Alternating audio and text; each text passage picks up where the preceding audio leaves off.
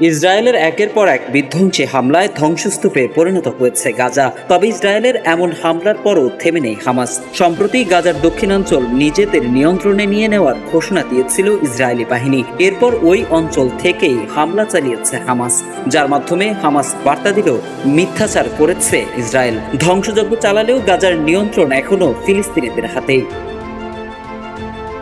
রাফায় শক্ত অবস্থান তৈরিতে মত্ত ইসরায়েলি বাহিনী। তবে রাফার পূর্বাঞ্চলে আবু আল জুস এলাকায় ইসরায়েলি সেনাদের একটি বিশেষ ইউনিটকে লক্ষ্য করে জোর হামলা চালিয়েছে হামাস। ইসরায়েলি সেনাদের কাছে গোলাবারুদে পরিপূর্ণ একটি ঘরে বিস্ফোরণ ঘটায় তারা। ব্যাপক বিস্ফোরণের কারণে আগুন ধরে যায় সেখানে। তবে এই হামলার ঘটনায় এখনো কোনো মন্তব্য করেনি ইসরায়েল। হামলায় বেশ কয়েকজন ইসরায়েলির হতাহতের খবর পাওয়া গেলেও প্রকৃত সংখ্যা কত তা জানা যায়নি।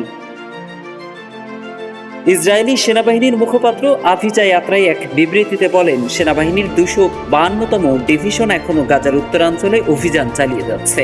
তিনি বলেন, আইডিএফ হামাসের প্রায় 1.5 কিলোমিটার দীর্ঘ একটি সুড়ঙ্গ ধ্বংস করেছে। সুড়ঙ্গের কাছেই পাওয়া একটি অস্ত্রের গুদামে প্রায় 20টি ইম্প্রোভাইজড এক্সপ্লোসিভ ডিভাইস এবং একটি অ্যান্টি ট্যাঙ্ক মিসাইল লঞ্চার এবং অন্যান্য যুদ্ধ সরঞ্জাম ছিল। আরো বলেন, অভিযানের সময় ইসরায়েলি সেনাদের একটি সামরিক ড্রোন দেখতে পায় যে অভিযানের আশেপাশে কয়েকজন লোক একটি বিস্ফোরণ বসানোর চেষ্টা করছে। এরপর ইসরায়েলি বিমান বাহিনী তাদের লক্ষ্য করে হামলা চালায় এবং ওই ব্যক্তিরা নিহত হয়েছেন বলেও জানান তিনি। এর আগে শনিবার হামাস জানায় তারা এমন কোনো যুদ্ধবিরতির প্রস্তাবকে ইতিবাচকভাবে দেখছে যা স্থায়ী যুদ্ধবিরতিকে নিশ্চিত করবে এবং গাজা থেকে ইসরায়েলি বাহিনীর সম্পূর্ণ প্রত্যাহার ঘটাবে।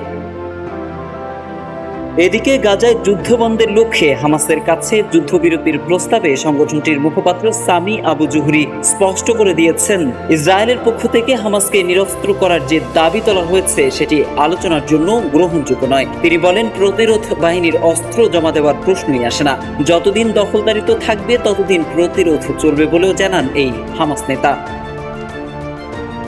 ইসরায়েল তাদের সর্বশেষ প্রস্তাবে 45 দিনের যুদ্ধবিরতির প্রস্তাব দিয়েছে। এর বিনিময়ে হামাসকে 11 জন ইসরায়েলি বন্দী মুক্তি দেওয়ার কথা বলা হচ্ছে। তবে হামাস বলেছে তারা এক দফায় সব বন্দী মুক্তি দিতে প্রস্তুত যদি ইসরায়েল যুদ্ধ বন্ধ করে এবং গাজা থেকে সেনা প্রত্যাহার করে নেয়। হামাস জানিয়েছে, যুদ্ধ থামানো ও সেনা প্রত্যাহার ছাড়া কোনো সমঝোতা সম্ভব নয়।